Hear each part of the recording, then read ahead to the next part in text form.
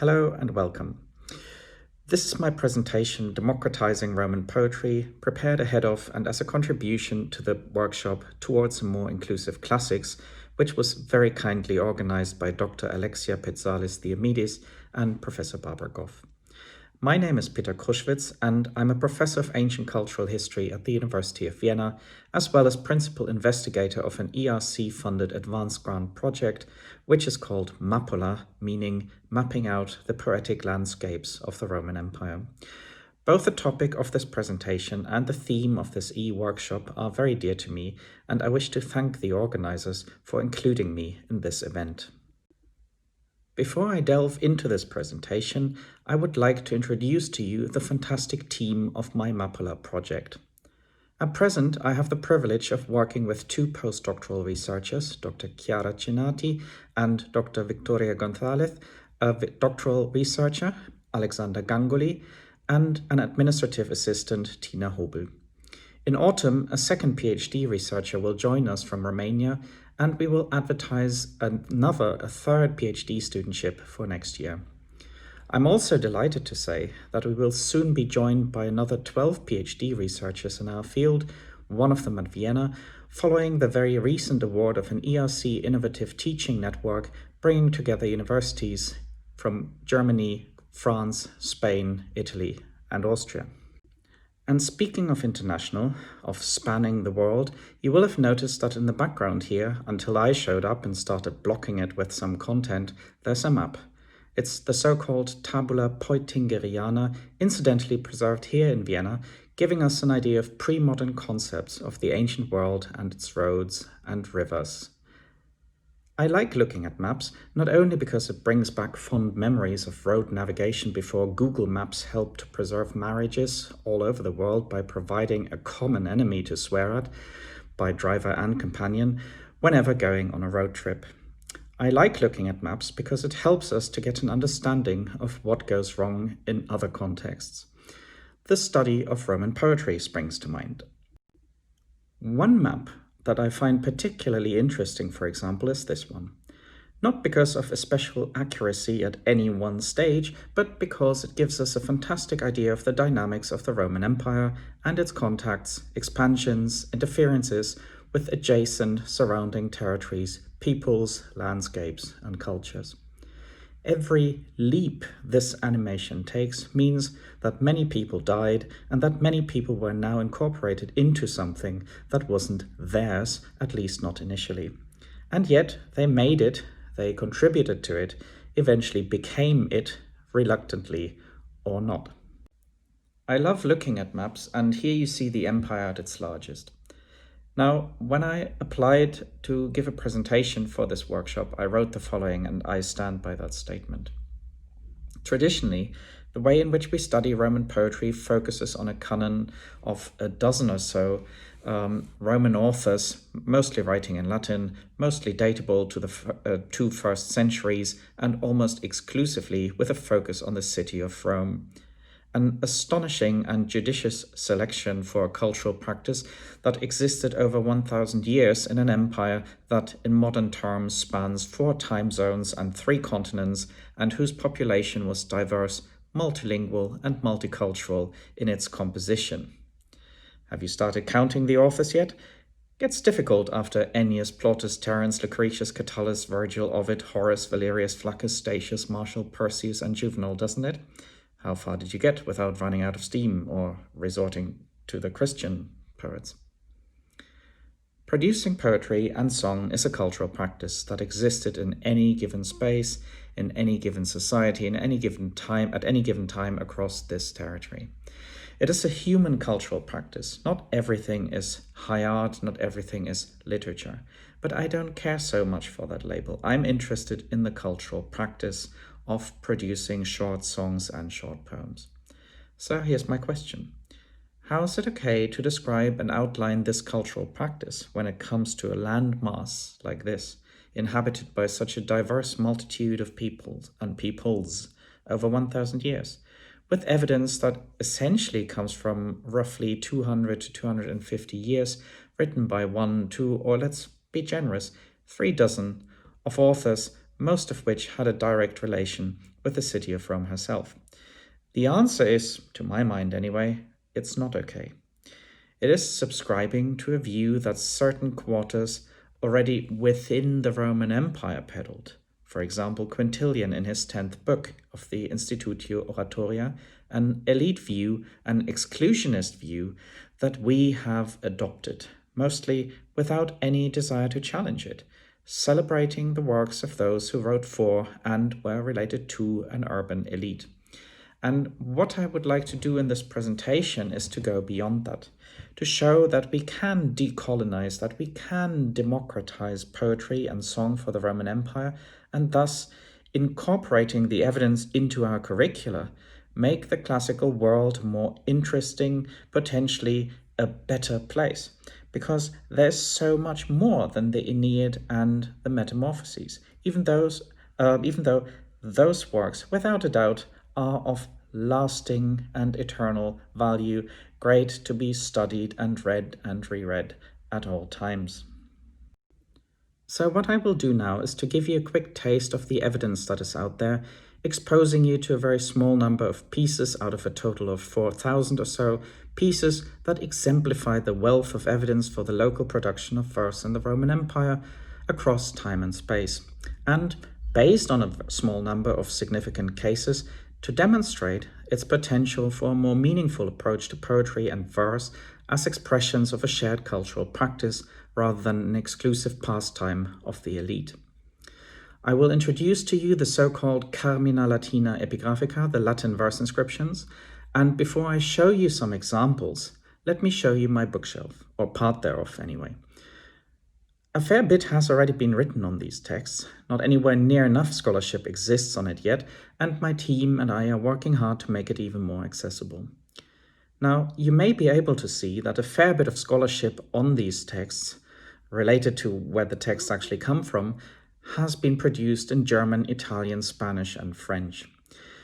These are tremendously important studies for our understanding of Roman poetry, though not commonly, if ever, read by students in the Anglophone world, which is regrettable and a huge loss to the scholarly community. But even if you choose to read exclusively in English, there's something you can do. I put on this slide 2 examples of what may easily be accessible to you already at this stage. First, there's Edward Courtney's fantastic selection of Carmina Latina Epigraphica of Latin verse inscriptions in his very accessible book, Musa Lapidaria. The edition part of this book is not great. You will have to find a better edition. His translations are exemplary, and he provides us with a fantastic commentary on these texts. Also, in the Oxford Handbook of Roman Epigraphy, you will find a contribution by Manfred G. Schmidt, the former editor-in-chief of the Corpus Inscriptionum Latinarum in Berlin, and in a concise and super helpful contribution to this volume, written in English, he gives you an outline of what the Carmina Latina Epigraphica are all about. So let us return to a map, though maybe not this one. I prefer this one instead, and now let us listen to some of the pieces that we have at our disposal to show you just what fantastic material, what fantastic evidence there is out there, and how it can help us to gain a completely different picture of the truly democratic art of writing and enjoying poetry and song in the Roman world. And because I enjoy inclusivity and democracy, and see them as beneficial rather than an obstacle to anything, I've asked my team if they have any examples they would like me to showcase for this event, and the results of that you will now get to see. I shall hide my own face when talking about the pieces that my collaborators have identified for you, but regrettably you will have to bear with my annoying droning voice regardless. And fair warning, I chose a piece myself, so I will resurface here. You have been warned. There are many regions, many specific places we could consider in this presentation: Britain, Gaul, Germany's, the Near East, but I only have so much time. So if you're interested in the material from Roman Britain, for example, just Google Undying Voices, and you shall find a very simple edition of the evidence as it was known to me at the time, freely downloadable from my webpage, the petrifiedmuse.blog. A more substantial article on that material will also come out in the journal Greece and Rome later this year with some corrections and additions. Anyway, for the purpose of this presentation, we shall look at 4 items, one from the Iberian Peninsula, one from the Apennine Peninsula, one from the Balkans, and one from Roman North Africa, thus encircling the Mediterranean in a whistle-stop tour. And we will start our tour close to the Pillars of Hercules in southern Spain, in Andalusia, Seville, in the Roman province of Betica. Chosen by Victoria for this presentation, let us consider a fragmentary text, originally not insignificant in length, comprising closer to 7 or so elegiac distichs of arguably not ideal quality, but who cares, they were trying to produce art, which, damaged already when it was first recorded before it was lost, survived only through a somewhat complex manuscript transmission. The date of this piece cannot be established with any certainty, but I would assume it's from one of the first 2 centuries AD rather than later. We shall, against my better judgment, skip the Latin here and look at the inscription first. I shall read it out to you in English. You also have it on this slide. Kalethike, which is for Kale Tüche, good luck, that's the name of the girl, aged 22. Stall your step, please, whoever you are, and rest a little. You shall hear sad verses, subdued in tone. My unfortunate sister has been buried here in the flower of her youth. And then the fragmentary nature of the text begins to shine through. We're looking at individual words and phrases, so wondrous, alive in the masculine, vivus. So as at the age of twice 11 years, so she died 22 twice 11 years, I am an envious death's firm possession, an altar to the spirits of the departed, our death, whoever beholds, may the earth forever rest lightly on your ashes. Offer the wretched these words of consolation also, crushing, happy frequently as I am ill-fated, behold, and the final formula, may the earth rest lightly on you.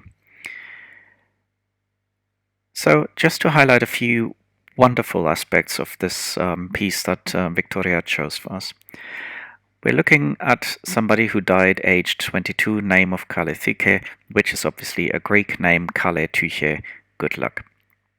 Commemorated by someone who is still alive, obviously, how else would you do it? And talking about the sister, this has to be a brother. Was Kale Tüche, was she a slave? Was she a freedwoman? Not entirely clear. She only has this name. We don't have any additional indicator. The name itself suggests we're far away from anybody from higher up in the society. We have somebody with a Greek name, and we have expressions of profound misery. But this piece also takes us right to the point of what we are dealing with when we talk about Roman poetry. We're talking about art. What these individuals have to offer is art. We will hear Carmina verses, Carmina Mesta, sad verses, and they will be produced in something that they call summisso sono, which I have tentatively translated here as subdued in tone, because it may refer to the way in which they were produced, in which they were written, with some simplicity, with some humbleness, but it may also just literally refer to the sound of the voice with which they were produced, which in fact may be the more plausible approach. So we are in a world of sound, of misery, a world of pain, a world of loss, a world of artful composition, produced for, maybe even by, those far remote, far removed from the palaces of the city of Rome, in a world that had very little to do with it, in social quarters that had very little to do with what we commonly encounter in our literary poetic texts. We encounter common imagery, a jealous, envious death. we see the motif of earth not crushing the bones, all that very commonplace, and yet there's something beautifully special, a long elegiac or quasi-elegiac text composed for someone who extends their humble hospitality beyond the time of their life. Stall your step, please, and rest a little. Humble hospitality beyond the time of their life, someone whose hopes were crushed, whose death left family bereaved, and yet in this moment of pain, they wish, in all their unhappiness and all their imagined unhappiness, the very opposite. They wish happiness and they offer consolation to those who are still alive. Leaving Sevilla and Califique and her distraught brother with a heavy heart, we move on to the most wondrous city of the Roman world, the city of Remus, Rome herself. Incidentally, I'm right now just really annoyed at myself, because why on earth did I call Califique a girl about 5 minutes ago? She was 22, she was a young woman. We all presumably, but certainly I must learn to control my expressions better, not to belittle those from the lower social strata. I'm not annoyed enough to re-record the voiceover, but I am annoyed. Anyway, off to Rome. Didn't I say that I wasn't happy with the Rome focus of literary approaches to Roman poetry? Well, I did, and I still am.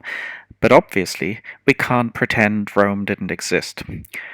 Rome is often, in a throwaway manner, described as a melting pot, until we move on from the giggling at Petronius and his society to enjoying the literature of the urban elite. Well, Rome was a melting pot, and that's why I'm grateful to Alex, who offered me this piece for inclusion in my presentation. We're looking at a bilingual verse inscription written in Greek first and Latin second. Alex's PhD thesis will consider the Greek verse inscriptions of the city of Rome, the very city that brought the Latin language to the world, whether the world wanted it or not. And we shall immerse ourselves in a very different Rome, Rome different from how you presumably know it, making the melting pot very visible indeed, not with a proselytizing desire to pretend that there weren't any problems. Juvenal teaches us quite otherwise, but to highlight what was a lived reality and to show just how much and how hard we tend to ignore this reality when we typically deal with Roman poetry. The text belongs to the 2nd or 3rd century AD. It was presumably inscribed on an urn or a sarcophagus of some shape or form. Don't assume that what you actually see here is what the text looked like on the monument, or what the monument looked like when it was described. In the very first line, you can see in the drawing that there are Latin and Greek letters combined. They say the same thing twice over, the same formula in Greek and in Latin, and it says, "To the spirits of the departed." The Greek text reads as follows: "Having lived for 26 turns of the sun, as well as 4 months, and then an 11th day, I, Sabina, lie in this coffin with my daughter, who followed me, showing mother-loving affection by decree of the Moirai." The Latin text: "Here lies, lifeless in her tomb, Aelia Sabina, jointly with her daughter, whom she by birth begot herself. O fate, maliciously you destroyed such trust.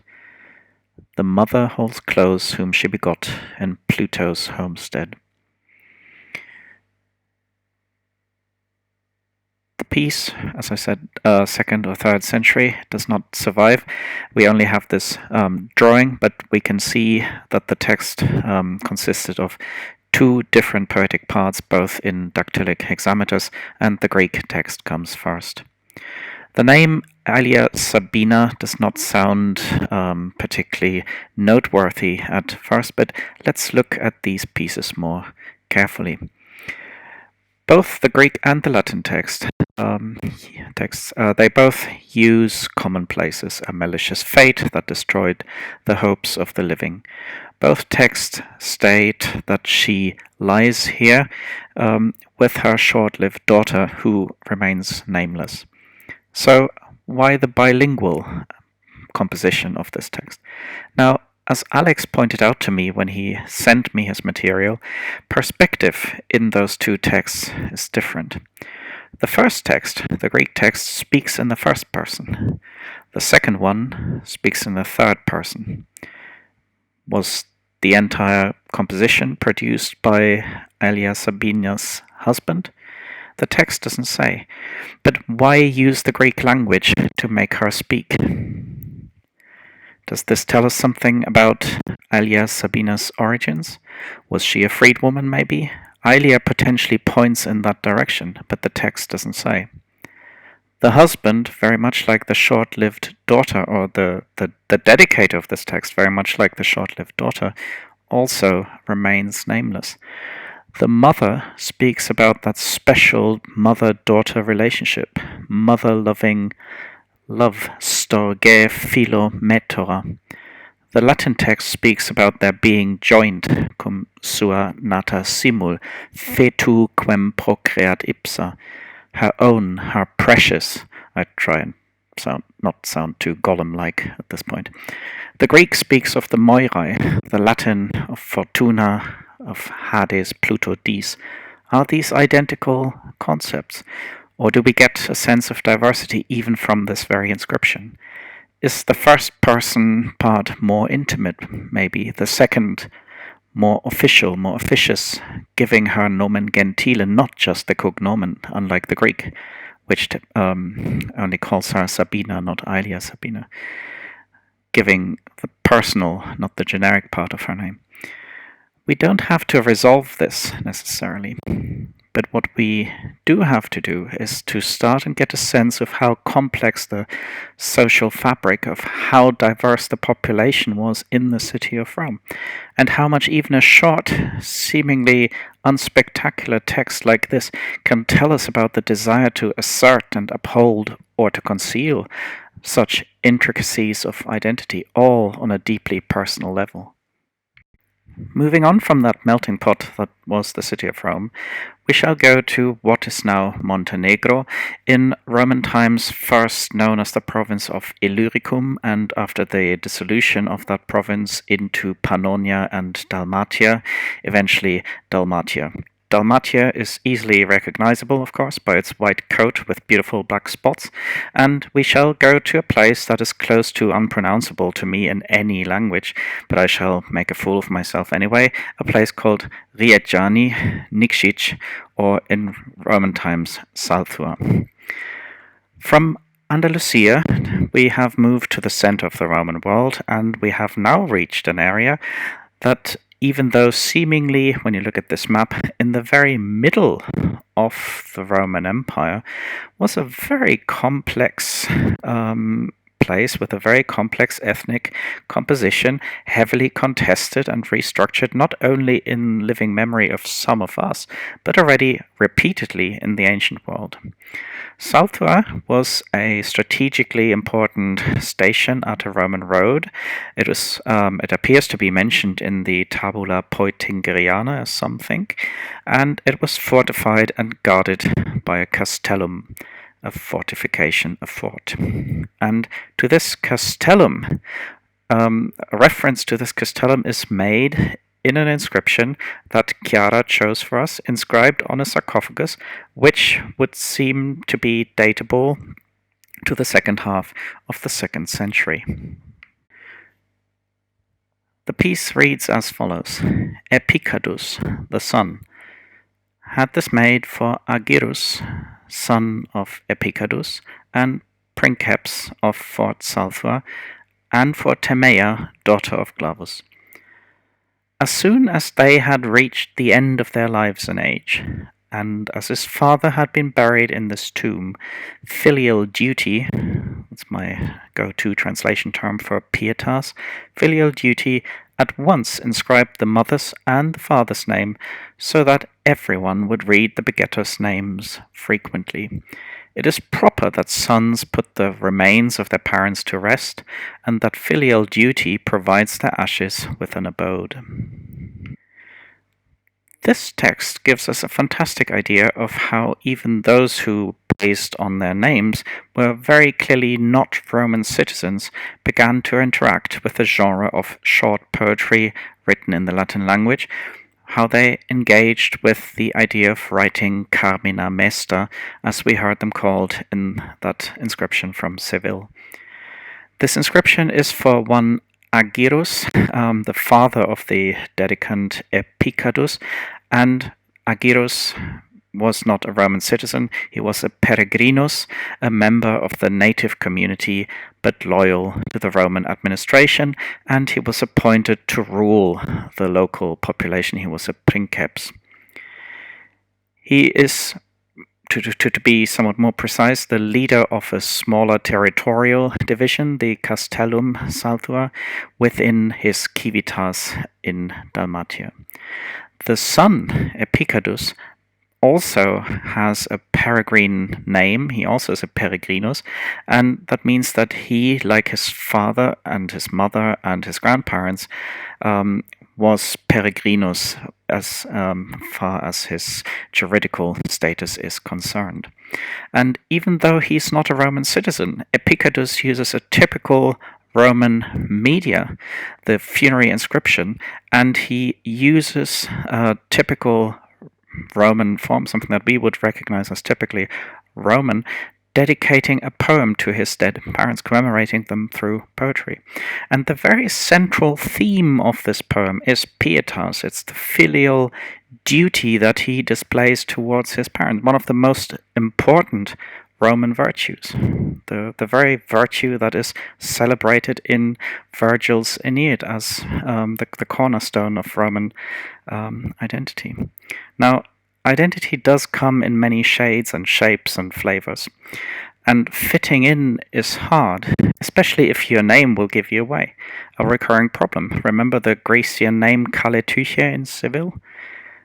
Rome's Aelia Sabina, in a way, got off lightly here. And yet we have all these individuals united here with their individual hopes and fears and desires through their production of Roman poetry.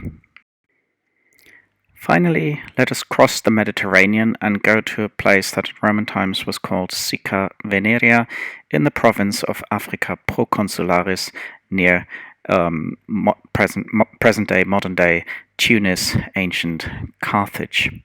And as we're short of time at this point, let me just read to you what this wonderful text has to say, so that we add a fourth person to this mix that we have seen so far, to give you yet another idea of how complex identity and the presentation of identity can be in Roman times, just how diverse this empire's population really is, how they have one thing in common, the production of such texts, but lots and lots of diversity on display otherwise. The text we're looking at is not dated. It presumably belongs to the 2nd or 3rd century BC. It reads, "First among the women of Numidia, of royal descent, I, Plancina, lie here, a good mother, a good wife, buried with many bitter tears of my family members. An honourable matron, above and beyond other women, I am buried here, born of royal descent, departed after thrice 10 years, and thrice 3, the envy of good women. Quintus Aruntius Mascel had this made for her, or had this made for me." Here we have an individual whose local identity clearly matters so much that it needs to be asserted again and again. In the previous text that Chiara chose for us, we were able to tease this information out of the names. There is no such information in the name Plancina. It sounds like a perfectly Roman name. But her Numidian identity gets asserted. Her blue-blooded descent gets asserted. Her position as a matron gets asserted in the most bold terms imaginable. She outperformed any other woman of Roman North Africa. In fact, any other woman, it says. A royalty, in fact, that nobody in Rome presumably had ever heard of. Certainly none of our great Latin poets commemorates her, and why would they? She was a local figure, and this is what makes these texts so wonderful. And this is why I think that we should decolonize and do away with that Rome-centered approach to Roman poetry. Here we have local traditions, local histories, retold, reimagined in poetry, and every single place, every single context, every single historical period has its own story to tell. Well, you were warned, it's me again.